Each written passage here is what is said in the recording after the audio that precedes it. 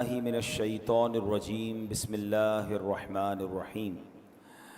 پڑھیے الصلاۃ والسلام علیک یا رسول اللہ وعلی آلک واصحابک یا حبیب اللہ۔ الصلاۃ والسلام علیک یا نبی اللہ وعلی آلک واصحابک یا نور اللہ۔ نویت سنت الاعتکاف۔ پیارے پیارے اسلامی بھائیوں، جب بھی مسجد میں داخل ہوا کریں یاد کر کے اعتکاف کی نیت کر لیا کریں۔ اس سے فائدہ یہ ہوگا کہ دیگر عبادتوں کے ساتھ ساتھ اعتکاف کا ثواب بھی ملتا رہے گا۔ درود پاک پڑھنے کے بے شمار فضائل و برکات ہیں۔ میرے آقا مدینے والے مصطفیٰ صلی اللہ تعالیٰ علیہ وسلم کا فرمان عالی شان ہے، اکثرکم ازواجن فی الجنتی اکثرکم صلاۃ علیہ۔ جنت میں سب سے زیادہ حوریں اس شخص کو ملیں گی جو مجھ پر سب سے زیادہ درود شریف پڑھنے والا ہوگا۔ یعنی آخرت کے انعامات کو اگر غور کریں، ہم نے پہلے بھی یہ حدیثیں سنی ہیں جس کا مضمون ہے کہ تم میں سے میرے قیامت کے دن سب سے نزدیک وہ ہوگا جس نے دنیا میں مجھ پر سب سے زیادہ درود پاک پڑھے ہوں گے۔ ہم نے یہ بھی سنا کہ نبی پاک علیہ الصلوۃ والسلام فرماتے ہیں جس کا مضمون ہے کہ حوض کوثر پر قیامت کے دن میرے پاس کچھ لوگ آئیں گے جنہیں میں کثرت درود کی وجہ سے پہچانتا ہوں گا۔ مصیبتیں اور پریشانیوں کو ٹالنے والا دنیا میں وظیفہ بھی درود پاک ہے۔ تو سبحان اللہ، یہ کیسا وظیفہ ہے کہ یہاں بھی برکتیں اور وہاں بھی برکتیں۔ تو جتنا ہو سکے ہمیں کثرت سے درود پاک پڑھنا چاہیے۔ اور ویسے بھی آج تو ویسے بھی جمعہ کا دن ہے، اور ہم یہ بات بھی بار بار سنتے ہیں کہ جو جمعہ کے دن 200 بار درود پاک پڑھے اس کے 200 برس کے گناہ معاف کر دیے جاتے ہیں۔ تو جمعہ کے دن تو اسپیشلی آپ نے کثرت سے درود پاک پڑھنا ہے۔ آئیے مل کر محبت کے ساتھ درود پاک پڑھ لیں۔ صلو علی الحبیب صلی اللہ تعالی علی محمد صلی اللہ علیہ وسلم۔ دولت جو چاہو دونوں جہاں کی، کر لو وظیفہ نام محمد۔ پائیں مرادیں دونوں جہاں میں، جس نے پکارا نام محمد صلی اللہ تعالی علیہ وسلم۔ ہر جمعے کے بیان میں ہم قرآن مجید فرقان حمید کی کچھ آیتیں سنتے ہیں اور ان آیتوں کا ترجمہ اور اس سے ملنے والا پیغام سمجھنے کی کوشش کرتے ہیں۔ آج بڑا کمال کا موضوع ہے، آیت قرآنی ہے، پیغام قرآنی ہے، مگر ذکر بڑا ہی نرالا ہے، بڑا ہی محبت بھرا ذکر ہے۔ پہلے قرآن کی آیت سن لیتے ہیں، پھر انشاءاللہ اس موضوع کو لے کر آگے چلتے ہیں۔ اللہ کریم قرآن مجید میں ارشاد فرماتا ہے، بسم اللہ الرحمن الرحیم، وَمَن يَخْرُجْ مِن بَيْتِهِ مُهَاجِرًا إِلَى اللَّهِ وَرَسُولِهِ ثُمَّ يُدْرِكْهُ الْمَوْتُ فَقَدْ وَقَعَ أَجْرُهُ عَلَى اللَّهِ وَكَانَ اللَّهُ غَفُورًا رَحِيمًا۔ پارہ نمبر 5 ہے، سورہ نساء ہے، اور آیت نمبر 100 نمبر آیت ہے۔ ترجمہ آسان ترجمہ قرآن کنز العرفان۔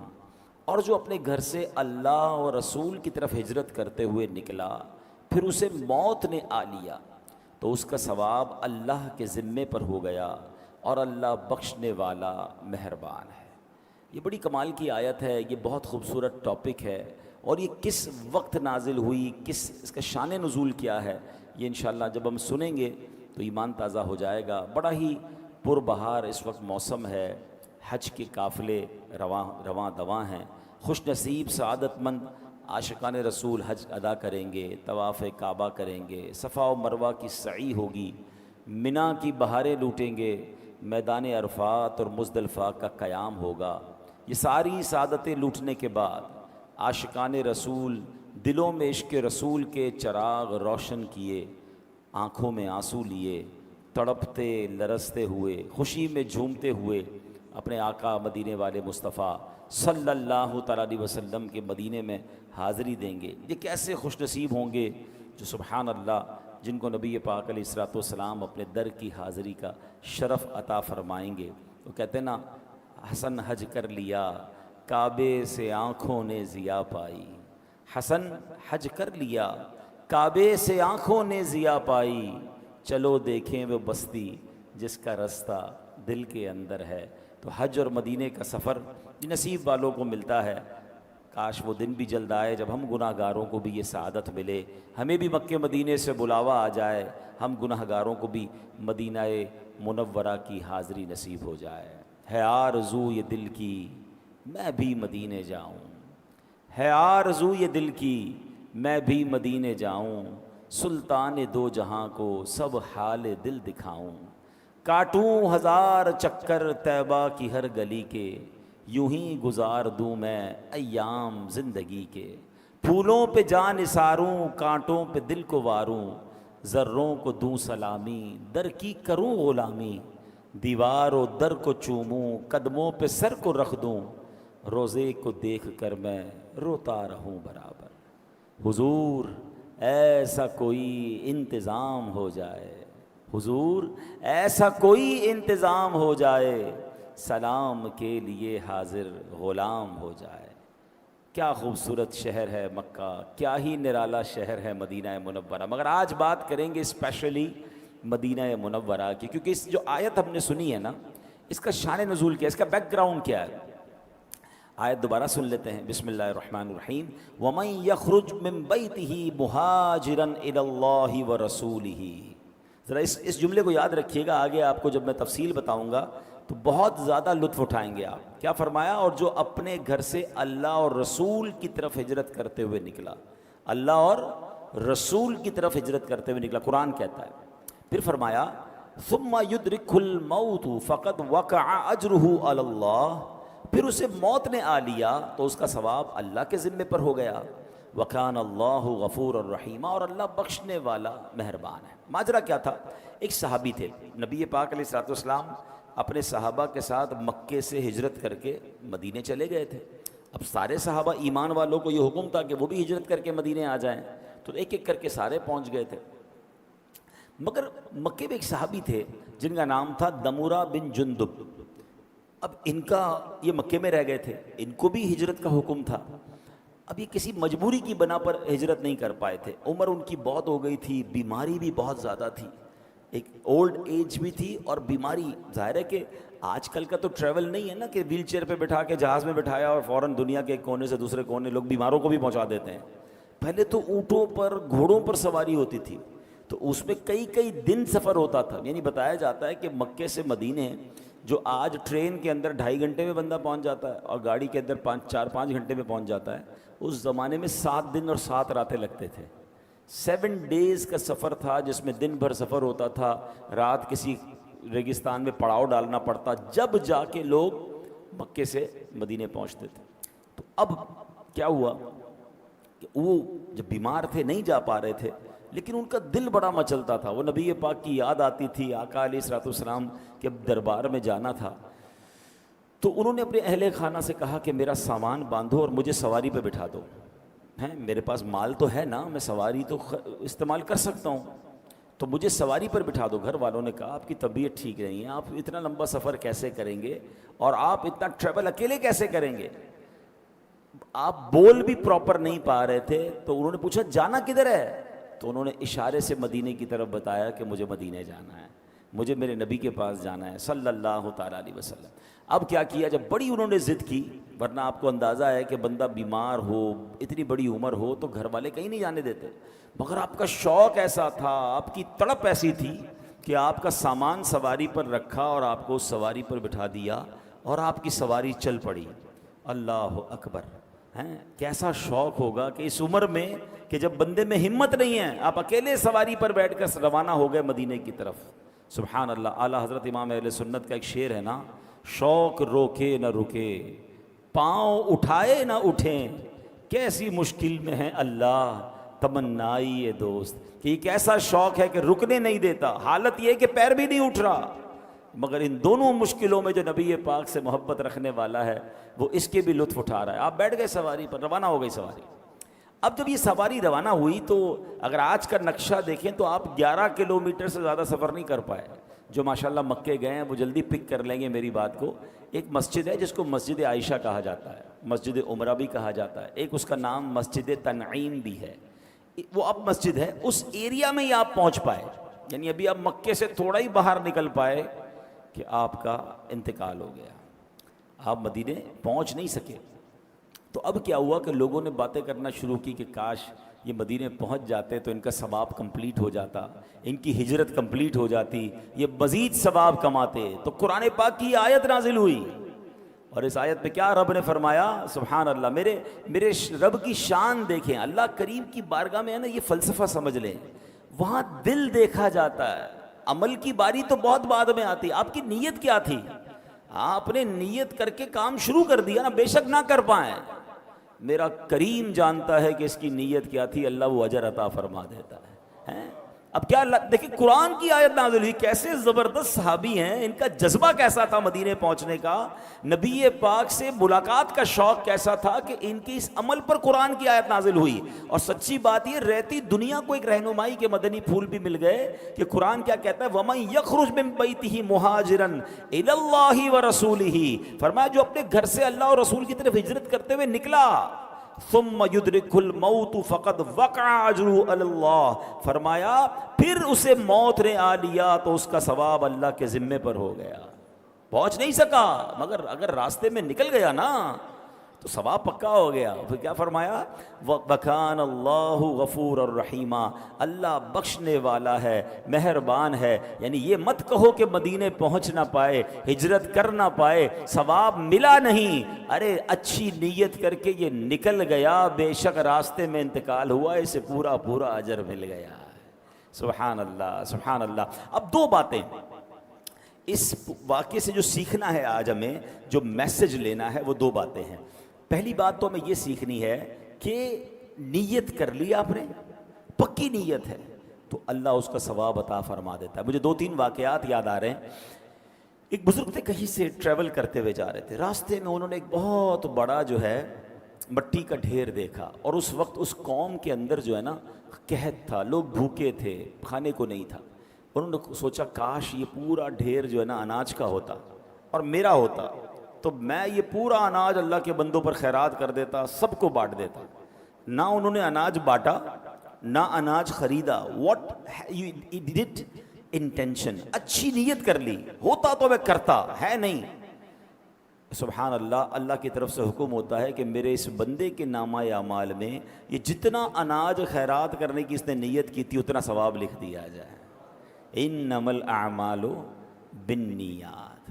کچھ روایتوں میں یہ پڑھا کہ اللہ پاک کی بارگاہ سے فرشتوں کو حکم ہوتا ہے کہ میرے اس بندے کے نامہ اعمال میں یہ نیکی لکھ دو. کہا یا اللہ ہم تو کرامن کاتبین ہیں, ہم تو ساتھ ہیں اس نے یہ نیکی کی نہیں ہے. ارشاد ہوتا ہے کی نہیں ہے مگر اس کا ارادہ تھا, اس کی نیت تھی کہ میں نے کرنی ہے. تو سبحان اللہ, انسان اپنے ذہن میں اچھی اچھی نیتیں رکھے. ادھر تو نیتیں بھی بری ہوتی ہیں, پیسے آئیں گے تو صدقہ خیرات کروں گا, یہ نیت نہیں بنتی. پیسے آئیں گے تو فلاں خواہش پوری کروں گا, فلاں غلط کام کروں گا. معاذ اللہ, انسان آج کے دور میں بری نیتیں کرتا جا رہا ہے. ہونا یہ چاہیے کہ بندہ نیت کرے, اللہ تو جب مال دے گا میں بھی قربانی کروں گا, اور بہترین جانور تیری راہ میں کروں گا. اے اللہ جب تو مال دے گا میں بھی حج کروں گا, ابھی نہیں ہے میرے پاس. اے اللہ جب اسباب ہوں گے میں بھی بار بار مدینے جاؤں گا. اے پروردگار اگر مجھے کچھ ملا تو میں غریبوں کی مدد کروں گا, فلاں چیز مجھے مل گئی تو میں اس کے ذریعے یہ والی نیکی کروں گا. یہ ہے اچھی نیتیں. اور پھر اللہ دے دے تو وہ کرنا بھی چاہیے, یہ بھی الگ پرابلم ہے. بندہ وعدے رب سے کچھ اور کر رہا ہوتا ہے, کام اس کا ہو جائے تو اللہ کو ہی بھول جاتا ہے. اللہ سے کتنے وعدے کیے ہوں گے ہم نے, یا اللہ میرا یہ مسئلہ حل کر دے پھر نماز نہیں چھوڑوں گا, یا اللہ یہ مسئلہ حل ہو جائے پھر میں اتنے خیرات کروں گا, میں اتنے غریبوں کی مدد کروں. جیسے ہی مسئلہ حل ہوا بندہ ہی غائب. ہمارے ساتھ تو کبھی کبھی ہوتا ہے نا, مسجد میں اچانک کوئی بندہ نظر آنے لگ جاتا ہے, پورا سال نظر نہیں آتا, اچانک نظر آ جاتا ہے, سر پہ ٹوپی, ہاتھ میں تسبیح. خیریت تو ہے بھائی؟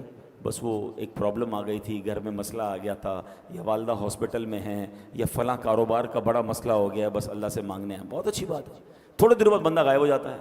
بھائی کیا ہوا؟ کہ وہ مسئلہ حل ہو گیا. ارے بھائی جس رب نے مسئلہ حل کیا اسی چھوڑ کے چلے گئے. یعنی اللہ سے دوستی بھی کنڈیشنلی کرنی ہے. جب تک مسئلہ بھٹکا ہوا, جب تک مسجد کا راستہ یاد ہے, جیسے ہی مسئلہ حل ہوا بندہ ہی غائب. ایسا نہیں ہونا چاہیے. میں مشکل میں بھی اپنے رب کو یاد کروں، میں راحت میں بھی اپنے رب کو یاد کروں۔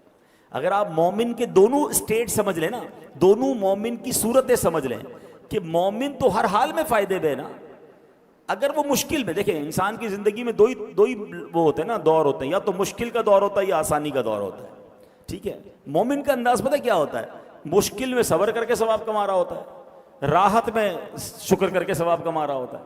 تو مومن تو مزے میں ہے کہ اگر آپ اس وقت کسی مشکل سے گزر رہے ہیں تو بھی اللہ کو یاد کریں، ان اللہ مع الصابرین، صبر کریں، صبر کا ثواب روز مل رہا ہے آپ کو۔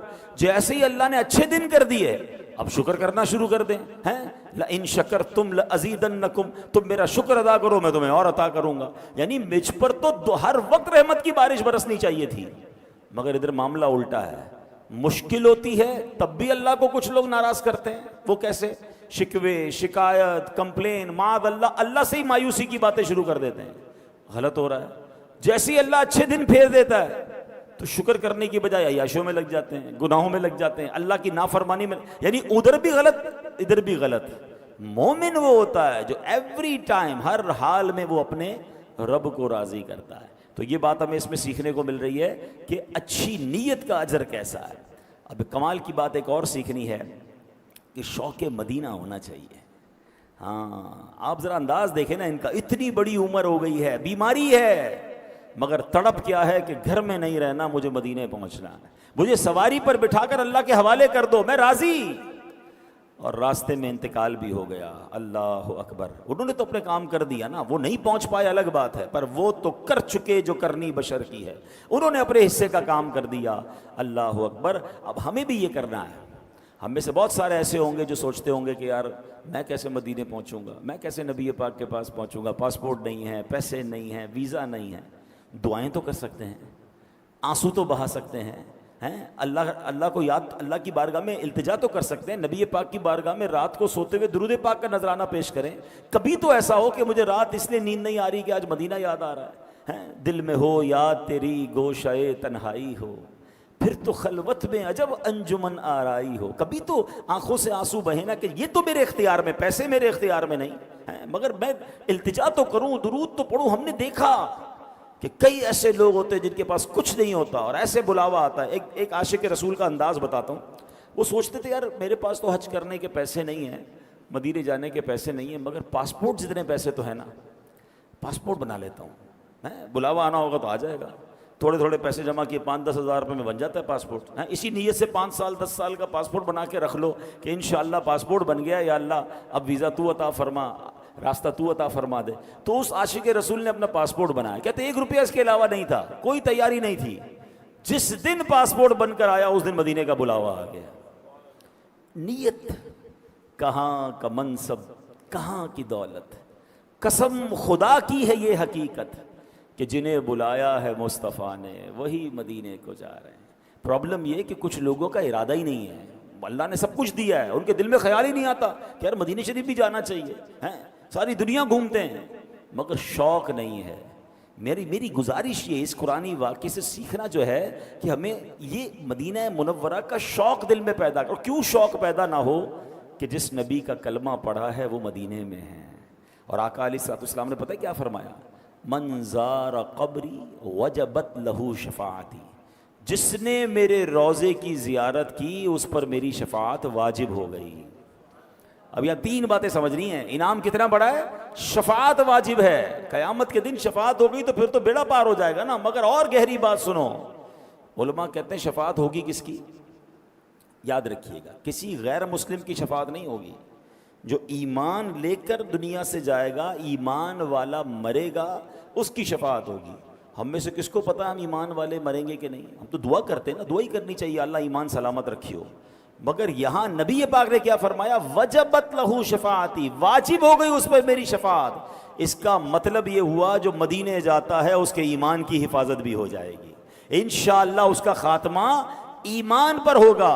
ایک اور عشق والی بات سنو، روایتوں میں آتا ہے جب قیامت کا دن آئے گا نا، سب سے پہلے شفاعت کبریٰ تو نبی پاک کو عطا کی جائے گی۔ سب سے پہلے شفاعت نبی پاک فرمائیں گے، جنت کا دروازہ کھلوائیں گے، اللہ کی بارگاہ میں سجدہ کریں گے، آپ کو شفاعت کی اجازت ملے گی۔ مگر اس کے بعد انبیاء بھی شفاعت کریں گے، اولیاء بھی شفاعت کریں گے، حافظ قرآن شفاعت کریں گے، حاجی اپنے گھر والوں کی شفاعت کرے گا۔ یہ تفصیل ہے کہ کس کس کو قیامت کے دن شفاعت کا موقع ملے گا۔ مگر سنو، جو مدینے گیا ہے، نبی پاک نے یہ نہیں فرمایا اس کی شفاعت واجب ہو گئی، فرمایا اس پر میری شفاعت واجب ہو گئی، وجبت لہو شفاعتی، میری شفاعت واجب ہو گئی۔ تو اے مدینے کے زائر، تجھے مبارک ہو، قیامت کے دن صرف شفاعت نہیں ہوگی بلکہ شفاعت خود رسول پاک علیہ السلام فرمائیں گے۔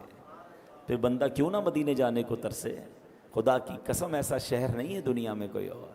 ہاں، دنیا میں آپ نے کئی ملک دیکھے ہوں گے، کئی شہر دیکھے ہوں گے، ایک دو بار دیکھنے کے بعد آپ کہتے ہیں یار 2 بار دیکھ لیا، اب کہیں اور چلتے ہیں، کتنی بار ایک جگہ جائیں گے؟ مگر مدینہ وہ ہے 1000 بار دیکھ لیں جی بھرتا نہیں ہے۔ تو جو نہیں جا پا رہے نا، ان کا کام کم از کم یہ تو ہونا چاہیے کہ میری دعاؤں میں مدینہ ہو، میرے تصور میں مدینہ ہو، میری التجاؤں میں مدینہ ہو، میرے آنسوؤں میں مدینہ ہو، میں مانگتا رہوں اللہ کی بارگاہ سے، اللہ کے رسول علیہ الصلوۃ والسلام کی طرف درود پاک کے نذرانے پیش کرتا رہوں، جو میرے بس میں وہ تو کروں نا۔ ان صحابی نے کیا کیا؟ بظاہر جو ان کی عمر ہو چکی تھی، جو ان کی بیماری کا عالم تھا، اتنا لانگ ٹریول ان کے لیے پاسبل نہیں تھا، مگر بیٹھ گئے نا سواری پر، بے شک انتقال ہو گیا راستے میں، پھر کیا اجر ملا؟ کہ اجر پورا ہے، اللہ کے ذمے پر ہے۔ سبحان اللہ، اللہ کرے کہ یہ کیفیت ہماری بن جائے۔ تو بہرحال اللہ کریم سے ہم دعا کرتے ہیں کہ ہم سب کو جلدی جلدی مدینہ منورہ کا سفر نصیب فرمائے۔ حضرت مولانا نقی علی خان رحمۃ اللہ تعالی علیہ، یہ کون ہیں؟ یہ اعلیٰ حضرت امام اہل سنت مولانا شاہ امام احمد رضا خان کے والد صاحب ہیں۔ ان کے بارے میں آتا ہے کہ شوال کا مہینہ تھا، اب شدید بیمار ہو گئے، جسم کی ظاہری طاقت میں کافی کمزوری آ گئی۔ اسی حالت میں آپ ایک دن آرام فرما رہے تھے، ظاہری آنکھیں بند تھیں مگر قسمت جاگ اٹھی۔ خواب میں نبی پاک علیہ الصلوۃ والسلام تشریف لائے اور پیارے آقا نے خواب میں حکم فرمایا مدینے چلے آؤ۔ ہائے ہائے، سر بالیں انہیں رحمت کی ادا لائی ہے، حال بگڑا ہے تو بیمار کی بن آئی ہے۔ اب بیماری کے عالم میں نبی پاک خواب میں کیا اشارہ فرما رہے ہیں کہ مدینے آ جاؤ۔ اب انہوں نے مدینے شریف حج اور مدینے کا پلان کرنا شروع کر دیا۔ گھر والوں نے کہا آپ کی تو طبیعت ٹھیک نہیں ہے، آپ کیسے سفر کریں گے؟ اگین اس زمانے میں پانی کے جہاز میں سفر ہوتا تھا، یہ وہ آسان سفر نہیں تھا، کافی ڈیفیکلٹ ٹریول تھا۔ مگر آپ کہتے ہیں کہ نہیں، آئندہ سال نہیں، نبی پاک نے خواب میں حکم فرمایا میں نے اسی سال حج کرنا ہے۔ آپ نے اعلیٰ حضرت امام اہل سنت کو بھی ساتھ لیا اور جناب سفر حج شروع ہوتا ہے۔ جہاز سمندر کے راستے سے وہ سفر شروع ہوا۔ ابھی مدینہ طیبہ کے ارادے سے جب گھر والوں نے بہت سمجھایا نا کہ ابھی نہ جائیں، اگلے سال چلے جائیے گا، کہتے ہیں بس میری نیت یہ ہے کہ مدینہ منورہ کے سفر کے ارادے سے قدم گھر سے باہر نکال لوں، اس کے بعد بے شک راہ مدینہ میں انتقال ہو جائے، میرا کام پورا ہو جائے گا۔ وہی والی بات ہے، شوق روکے نہ رکے، پاؤں اٹھے نہ اٹھے، کیسی مشکل میں ہے اللہ تمنائی دوست۔ اب کیا ہوا؟ حج کے لیے روانہ ہوئے۔ سبحان اللہ، ایک بار پھر سفر مدینہ میں نبی پاک علیہ الصلوۃ والسلام خواب میں تشریف لائے اور خواب ہی کے عالم میں ایک پیالہ جو ہے وہ دوائی کا حضرت مولانا نقی علی خان کو عطا فرمایا۔ کہتے خواب میں ہی وہ دوائی پی، مرض میں شدت میں کمی آ گئی، پورا سفر حج اور مدینے کا سفر تندرستوں کی طرح میں نے کر لیا۔ ہاں، تو یہ بڑے کرم کے ہیں فیصلے، یہ بڑے نصیب کی بات ہے۔ آپ میں سے کچھ لوگوں کو لگتا ہوگا ایسا کیسے ممکن ہے، مگر میں بغیر کسی بندے کی طرف اشارہ کیے میں آپ سے پوچھتا ہوں، جو مجھے یہاں سن رہے ہیں اور جو مجھے لائیو سن رہے ہیں، جو مکے مدینے گئے ہیں، کبھی ان کو ساتھ بٹھا کر پوچھئے گا کہ کوئی ایسا واقعہ ہوا آپ کے ساتھ سفر میں کہ آپ کی دل میں کوئی خیال آیا ہو اور وہ چیز پوری ہو گئی ہو، ابھی تو آپ نے دعا کرنا شروع کی ہو اور اس سے پہلے وہ کام آپ کے سامنے ہو گیا ہو۔ تو تقریباً جتنے لوگ حرمین طیبین گئے ہیں، آپ کو سارے لوگ یہ واقعات سنائیں گے کہ یار ہاتھ اٹھانے کی تو نوبت نہیں آتی تھی، دماغ میں خیال آتا تھا اور تھوڑی دیر بعد وہ ہماری آنکھوں کے سامنے کام پورا ہو جاتا ہے۔ تو سبحان اللہ، سوچو جہاں بن مانگے اتنا ملتا ہے، وہاں مانگنے پہ کتنا ملتا ہوگا۔ ہیں یہ بڑے کرم کے ہیں فیصلے، یہ بڑے نصیب کی بات ہے۔ اے میرے پیارے اسلامی بھائیوں، یہ صرف عام دنیا کے لوگ دیوانے نہ تھے مدینے کے۔ حضرت جبریل امین کون ہیں؟ فرشتوں کے سردار ہیں۔ اب ذرا سنیے گا، نبی پاک علیہ السلام کی بارگاہ کی حاضری کا شوق انہیں کیسا تھا ہیں حضرت جبریل امین علیہ الصلوۃ والسلام وہ عظیم ہستی ہیں کہ جنہوں نے ہر نبی کا قرب پایا ہے، سارے نبیوں کو دیکھا ہے، دوسرے لفظوں میں وہ ہر نبی کے صحابی ہیں۔ تو ایک بار سرکار دو عالم علیہ السلام نے ان سے بڑا کمال کا سوال کیا، فرمایا جبریل یہ تو بتاؤ تم نے ہر نبی کو دیکھا ہے، کیا ہم سب بھی کوئی دیکھا ہے؟ کیسا سوال ہے، جس نے کم و بیش 1,24,000 انبیاء کو دیکھا ہو اس سے یہ سوال ہو رہا ہے کہ اے جبریل یہ تو بتاؤ مجھ جیسا کوئی دیکھا؟ جبریل امین نے جو جواب دیا نا وہ بڑے کمال کا جواب تھا۔ وہ جواب اعلیٰ حضرت امام اہل سنت نے اپنے ایک نعت کے شعر میں گویا ہمیں سمجھا دیا۔ وہ کہتے ہیں یہی بولے سدرا والے چمنے جہاں کے تھالے سبھی میں نے چھان ڈالے۔ سدرا والے، سدرۃ المنتہا، سدرۃ المنتہا میں جبریل امین رہتے ہیں نا، تو کہا سدرۃ المنتہا میں رہنے والے جبریل نے کیا کہا؟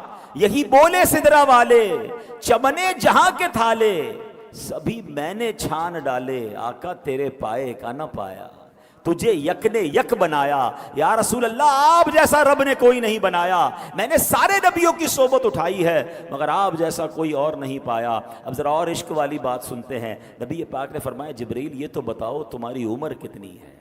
اب ذرا سوچیں نا، جو ہر نبی سے ملا ہو اس کی عمر کتنی ہوگی؟ اب یہاں جبریل امین نے جواب بڑا لاجیکل دیا۔ آپ کبھی کسی بہت بڑی عمر کے بزرگ سے پاکستان میں بھی ملے نا، جس کی عمر 70 80 100 سال 80 90 ایئرز ہو، تو ان سے آپ پوچھیں بابا جی کب آپ کی پیدائش ہوئی، تو بابا جی کو ڈیٹ آف برتھ یاد نہیں ہوتی، کیونکہ 80 90 سال پہلے ڈیٹ آف برتھ کا پراپر نظام نہیں تھا ہیں۔ تو وہ کیا کہتے ہیں، وہ جب پاکستان بنا تھا تو میری عمر اتنی تھی، جب فلاں واقعہ ہوا تھا تو میں اس کے اتنے سال بعد پیدا ہوا، وہ اس طرح اپنی عمر بتاتے ہوتے ہیں، ٹھیک ہے نا۔ جبریل امین نے پتہ کیا جواب دیا؟ کہتے حضور عمر تو پتہ نہیں کتنی ہے، آسمان پر ایک ستارہ ہے جو ہر 70,000 برس کے بعد ایک بار چمکتا ہے۔ حضور میں نے اس ستارے کو 70,000 مرتبہ دیکھا ہے۔ کبھی کیلکولیٹر لے کر چیک کیجئے گا کہ 70,000 ایئرز کے بعد کہتے ہیں ایک ستارہ چمکتا ہے، اور میں نے اس ستارے کو 70,000 مرتبہ دیکھا ہے۔ مگر اس سے خوبصورت جواب اب نبی پاک کا سنو، پیارے آقا نے پتہ کیا فرمایا؟ فرمایا جبرائیل وہ ستارہ میں ہی ہوں، تیرے نبی کے نور کو تیرے رب نے سب سے پہلے پیدا فرمایا ہے۔ آئے ہائے ہائے ہیں، جبریل کی عمر بڑی ہے مگر میرے آقا کے نور کی تخلیق اس سے بھی پہلے کی ہے۔ اب سنو جبریل نبی پاک سے آقا کے دربار میں حاضری کا کیسا شوق رکھتے تھے۔ اب ذرا تھوڑا سا میں آپ کی کیلکولیشن کا امتحان لوں گا، آپ کو لطف آ جائے گا، یہ بڑی کبھی یونیک معلومات دینے جا رہا ہوں۔ حضرت جبریل سب نبیوں کے پاس آئے ہیں، کچھ کسی نبی کے پاس ان کی زندگی میں 50 بار آئے، کسی کی زندگی میں 100 بار آئے، کسی کی زندگی میں 27 بار آئے، اس طرح مختلف فگرز ملتے ہیں کہ اتنی بار جبریل امین اللہ کا پیغام لے کر نبیوں کے پاس آئے۔ آپ کو پتہ ہے نبی پاک کی بارگاہ میں کتنی بار آئے؟ پہلے تو یہ دیکھتے ہیں کہ حضرت جبریل جب نبی پاک سے ملنا شروع ہوئے تو وہ لائف کا کتنا حصہ بنتا ہے۔ پہلی ملاقات جو حضرت جبریل کی نبی پاک سے ہوئی وہ جب ہوئی جب نبی پاک کی عمر مبارک 40 سال تھی۔ ذرا میرے ساتھ ریپیٹ کریں گے تو پکا ہو جائے گا، کتنی عمر تھی؟ اور پہلی ملاقات کہاں ہوئی، کون بتائے گا؟ غار ہرا میں، جب پہلی وحی لے کر آئے، اقرا بسم ربک الذی خلق، یہ پہلی وحی لے کر کون آیا تھا؟ جبریل امین آئے تھے۔ عمر مبارک کتنی تھی؟ 40 سال۔ ملاقات کہاں ہوئی؟ غار ہرا میں۔ بیوٹیفل۔ اچھا نبی پاک علیہ الصلوۃ والسلام نے اس دنیا میں کتنے سال اس دنیا کو اختیار فرمایا؟ 63 سال۔ کتنے سال؟ عمر مبارک کتنی تھی؟ 63۔ 63 میں سے 40 نکال دیں، کتنے سال ہو گئے؟ 23 سال۔ Very good. اب 23 سال کے دن منائیں۔ تھوڑا سا مشکل سوال ہے، 23 سال میں کتنے دن بنتے ہیں؟ آسان کر دیتا ہوں کہ اگر 365 دن ایک سال میں ہم گنتے ہیں انگلش کیلنڈر کے لحاظ سے تو 10 سال میں کتنے ہو گئے؟ 3650 دن، ٹھیک ہے؟ ملٹی پلائی بائی 2 کر لیں، 20 سال کر لیں، تقریباً 7300 دن ہو گئے۔ یہ کتنے سال کے دن ہو گئے؟ 20 سال کے۔ 3 سال کے مزید 1000 دن گن لیتے ہیں، موٹا حساب کر رہا ہوں میں، ٹھیک ہے جناب؟ تو یہ کتنے ہو گئے؟ 8300 یا 8400 دن، موٹا حساب آپ کیلکولیٹ کریں گے تو ایگزیکٹ فگر آ جائے گا، میں اپنے دماغ سے حساب کر رہا ہوں۔ 8400 دن بنتے ہیں پہلی ملاقات سے لے کر اس دنیا سے پردہ فرمانے تک۔ Out of those 8000 approximately 400 years میں نبی 8400 ڈیز میں، دنوں میں حضرت جبرائیل میرے آقا کی بارگاہ میں 24000 بار حاضر ہوئے ہیں۔ آپ ذرا غور کریں، اور کہاں سے آئے ہیں؟ سدرۃ المنتہا، یہ 7 آسمان سے بھی اوپر ہے۔ فرمایا اتنا فاصلہ ہے کہ پہلے زمین سے پہلے آسمان کا فاصلہ 500 سال، اگلا فاصلہ 500 سال۔ اگر کوئی سواری پر جاتا ہے، جبریل امین کہاں ہوتے ہیں؟ 7 آسمان سے اوپر، سدرۃ المنتہا آپ کا مقام ہے۔ اور 8400 تقریباً دن میں کتنی بار آئے؟ 24,000۔ اب ڈیوائیڈ کریں 24,000 کو 8400 سے، تو ایوریج آئے گا روز 3 بار۔ اب آپ اگر روایتیں پڑھیں گے تو کئی دن ایسے گزرے کہ جبریل امین ایک بار بھی نہیں آئے، تو اس کا مطلب کچھ دن ایسے بھی ہوں گے جب 10 بار بھی آئے، جب 8 بار بھی آئے۔ اللہ اکبر! یہ کیوں بار بار اتنا سفر کر کے آتے تھے؟ تو سنو، مولانا حسن رضا خان صاحب کہتے ہیں وجہ کیا ہے؟ کہتے ہیں بے لقائے یار ان کو چین آ جاتا اگر، لقا کہتے ہیں ملاقات کا، کہتے ہیں آقا سے ایک بار ملنے کے بعد ایسا لطف آیا تھا کہ اب سدرۃ المنتہا پر چین نہیں آتا تھا، انہیں بار بار آقا کی یاد ستاتی تھی۔ بے لقائے یار ان کو چین آ جاتا اگر، بار بار آتے نہ یوں جبریل سدرہ چھوڑ کر۔ ارے وہ سدرہ چھوڑ کر بار بار اس لیے آتے تھے کہ انہیں نبی پاک سے ملے بغیر چین نہیں آتا تھا۔ اچھا، یہاں ایک اور عشق والی بات سن لو، جبریل امین کی سپیڈ کتنی ہے کہ دن میں کئی بار سدرۃ المنتہا سے آقا کی بارگاہ میں آ جاتے پھر چلے جاتے۔ تو جب جبریل کی رفتار کا عالم یہ ہے تو جبریل کے آقا جناب رسول اللہ صلی اللہ تعالی علیہ وسلم کی رفتار کا عالم کیا ہوگا؟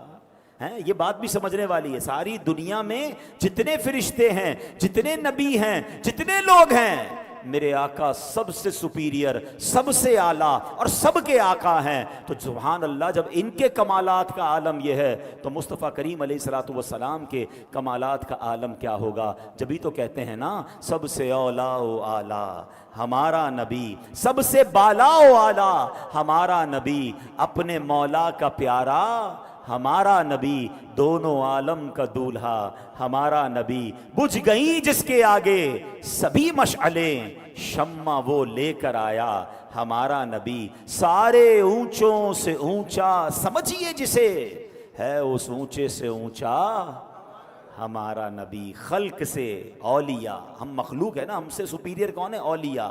خلق سے اولیاء، اولیاء سے رسول، اور رسولوں سے اعلیٰ ہمارا نبی۔ اس نبی علیہ السلام کے ہم امتی ہیں۔ تو اب سوچو نا کہ جبریل امین کو نبی پاک کی بارگاہ میں جانے کا اتنا شوق ہے، تو جناب پھر ہمیں کیوں نہ تڑپ ہو مدینے جانے کی؟ سبحان اللہ، مدینہ وہ شہر ہے کہ جذب القلوب میں شیخ علامہ عبدالحق محدث دہلوی رحمۃ اللہ تعالی نقل کرتے ہیں، جب کوئی مسلمان زیارت کی نیت سے مدینہ منورہ آتا ہے تو فرشتے رحمت کے تحفوں سے اس کا استقبال کرتے ہیں۔ دنیا میں کسی کے گھر جائیں تو باہر چوکیدار آپ کا استقبال کرتا ہے، بعض اوقات ہم جاتے ہیں تو کچھ بچے پھول لے کے کھڑے ہوتے ہیں، مگر مدینہ کیسا شہر ہے کہ اس میں کوئی جاتا ہے زیارت کی نیت سے، فرشتے دنیاوی پھول نہیں، رحمت کے پھول لے کر اس کا استقبال کرتے ہیں، رحمت کے تحفے لے کر اس کا استقبال کرتے ہیں۔ ایسا پیارا شہر ہے مدینہ منورہ۔ اچھا، اب دوسری بات، اب بیان کو اینڈ کرتے ہیں، جو دوسری عشق والی بات ہے کہ حضرت دمورہ نے، ہم نے ان کا واقعہ شروع میں سنا، جو بعد میں آئے ہیں ہمارا سوشل میڈیا پہ یہ بیان موجود ہے، بڑا انٹرسٹنگ واقعہ ہم نے شروع میں سنایا ہے، آپ اس کو ریوائز کر کے سنیے گا کہ آپ مکے میں تھے، سفر پر روانہ ہونا چاہ رہے تھے، کہاں جانا چاہ رہے تھے؟ دل میں نیت کیا تھی؟ کیا مسجد نبوی کو دیکھنا تھا؟ کیا آپ نے مدینے میں کوئی اور کام کرنا تھا؟ کیا وہاں نماز پڑھنے کی ان کی نیت تھی؟ نہیں، ریاض الجنہ میں نفل نہیں، آپ کی نیت ایک ہی تھی کہ میں نے رسول پاک کے پاس جانا ہے، میں نے نبی پاک یرید النبی صلی اللہ علیہ وسلم، کیا کہا کہ اس سفر میں ایک ہی نیت تھی، اور وہ یہ تھی کہ محبوب علیہ الصلوۃ والسلام کے قدموں کی حاضری دی جائے۔ مگر اب سوال یہ ہے، آپ جا تو نبی پاک کے پاس رہے تھے، مگر قرآن نے کیا کہا تھا؟ میں نے آپ کو ایک بات یاد کرائی تھی، میں دوبارہ وہ آیت پڑھوں گا تاکہ ایک بہت اہم کانسیپٹ کلیئر ہو جائے۔ اللہ نے یہ نہیں فرمایا جو رسول کے پاس جائے، اللہ نے کیا فرمایا؟ وَمَن يَخْرُجْ مِن بَيْتِهِ مُهَاجِرًا إِلَى اللَّهِ وَرَسُولِهِ، قرآن نے کیا کہا؟ اور جو اپنے گھر سے اللہ اور رسول کی طرف ہجرت کرتا ہے، یہ تو رسول کی طرف جا رہے تھے، اللہ کی طرف تو نہیں جا رہے تھے، یہ تو نبی پاک کے پاس مدینے جا رہے تھے۔ تو پتہ کیا چلا قرآن کی اس آیت سے اور اس پورے واقعے سے کہ اللہ کے رسول کا در دراصل رب کا در ہے، ان کی اطاعت رب کی اطاعت ہے، یہ راضی ہوتے ہیں تو رب راضی ہو جاتا ہے۔ سبحان اللہ، یہی بات اعلیٰ حضرت امام اہل سنت نے لکھی، بخدا خدا کا یہی ہے در، نہیں اور کوئی مفر مکر، جو وہاں سے ہو یہیں آ کے ہو، جو یہاں نہیں تو وہاں نہیں۔ کیونکہ اللہ نے اپنے حبیب علیہ الصلوۃ والسلام کی رضا کو اپنی رضا قرار دیا، ان کی طرف اگر کوئی ہجرت کرے تو وہ ایسا ہے جیسے اس نے اللہ کی طرف ہجرت کی۔ میں نے قرآن کی آیت سنائی آپ کو تو سبحان اللہ، مدینے جانا بھی دراصل مدینے میں رہتا کون ہے؟ وہ اللہ ہی کے تو رسول ہیں، سبحان اللہ۔ تو مدینے جانا بھی راہ خدا ہے، اور وہاں جانا بھی وہ ہجرت، وہ ثواب کا کام ہے۔ تو اللہ کریم ہمیں مدینہ منورہ سے سچی محبت نصیب فرمائے، اور یہ بات سمجھنے کی توفیق عطا فرمائے کہ اب کی بار جب مدینے جائیں، کیونکہ نبی پاک فرماتے ہیں من جاءنی زائرن، جو میری بارگاہ میں زیارت کے لیے حاضر ہوا، لا تعملہ حاجت الا زیارتی، اس کے علاوہ اسے کوئی حاجت نہ ہو، یعنی تجارت کے لیے نہیں آیا، کسی اور مقصد کے لیے نہیں آیا، صرف اور صرف میری زیارت کے لیے مدینہ منورہ پہنچا، فرمایا کان حقا علی ان اقول لہ شفیعا یوم القیامہ، آقا فرماتے مجھ پر حق ہے کہ میں روز قیامت اس کی شفاعت کروں۔ تو مدینے جانا ہے کسی اور نیت سے نہیں، یار چلو تھوڑا سا گھوم بھی لیں گے، تھوڑا دوستوں سے بھی مل لیں گے، تھوڑی شاپنگ بھی کر لیں گے، کوئی اور نیت نہ ہو، بس روضہ رسول پر جانا ہے، اللہ کے نبی کی بارگاہ میں جانا ہے، ان کی بارگاہ میں حاضری دینی ہے، ان کے سوا کسی کی دل میں نہ آرزو ہو۔ شاعر لکھتے ہیں نا، مدینے جانا تو کیسے جانا؟ ان کے سوا کسی کی دل میں نہ آرزو ہو، دنیا کی ہر طلب سے بیگانہ بن کے جاؤں، بہزاد اپنا عالم سمجھے گا کیا زمانہ، ہے فہم کا تقاضا دیوانہ بن کے جاؤں۔ اللہ کرے اللہ مدینے کی ایسی حاضری نصیب فرمائے کہ اور کوئی خیال ہی دل میں نہ ہو، بس ایک ہی تمنا ہو، ایک ہی التجا ہو کہ روضہ رسول پر جانا ہے، اللہ کے نبی علیہ الصلوۃ والسلام کی بارگاہ میں جانا ہے، اور وہاں جا کر شفاعت کی خیرات لینی ہے۔ ایک روایت میں فرمایا کان فی جواری یوم القیامہ، یعنی جو خاص میری زیارت کی نیت سے مدینہ منورہ پہنچا، وہ روز قیامت میرے جوار رحمت میں ہوگا، یعنی وہ میرے پڑوس میں ہوگا، میرے ساتھ جنت میں ہوگا۔ تو سبحان اللہ، کوئی اور دیکھیں مسجد نبوی میں نوافل پڑھنا ضمناً آپ کو مل جائے گا، ریاض الجنہ میں جانا ضمناً آپ کو مل جائے گا، آپ سید الشہداء بھی جائیں گے، آپ بقیع شریف پر بھی حاضری دیں گے، مگر یہ ضمناً ہے۔ تو پریمیئر نیت ہے، جو superior and one and only آپ کی انٹینشن ہونی چاہیے کہ کہاں جا رہا ہوں؟ اپنے آقا کے پاس جا رہا ہوں، نبی پاک کے پاس جا رہا ہوں، ان کے روضے کی زیارت کو جا رہا ہوں۔ اور کتنی پیاری انکریج والی حدیث ہے کہ من زار قبری وجبت لہو شفاعتی، جس نے میرے روضے کی زیارت کی اس پر میری شفاعت واجب ہو گئی۔ بلکہ میرے آقا فرماتے ہیں کہ جس نے میری دنیا سے پردہ فرمانے کے بعد میرے روضے کی زیارت کی، وہ ایسا ہے کہ جیسے اس نے میری حیاتی میں میری زیارت کی، اور میں جو ان دونوں حرمین میں سے کسی میں انتقال کر جائے گا، بروز قیامت میں اس کا گواہ بنوں گا، میں ان کی شفاعت کروں گا۔ اللہ اکبر، یہ کیسا مدینہ ہے کہ جہاں جاؤ تو شفاعت کا وعدہ ہے، اور وہاں مر جاؤ تو پھر مغفرت کا وعدہ ہے، پھر شفاعت کا وعدہ ہے۔ تو سبحان اللہ، طیبہ میں مر کے ٹھنڈے چلے جاؤ آنکھیں بند، سیدھی سڑک یہ شہر شفاعت نگر کی ہے۔ تو اللہ کریم ہمیں مدینہ منورہ سے سچی اور پکی محبت نصیب فرمائے، اور ہمیں یہ بات آج سیکھنے کو ملی کہ ہمیں اپنے شوق کو بڑھانا ہے۔ آج بیان کرنے کا مقصد یہ تھا کہ جو حج پر جا رہے ہیں، جو مدینے جا رہے ہیں،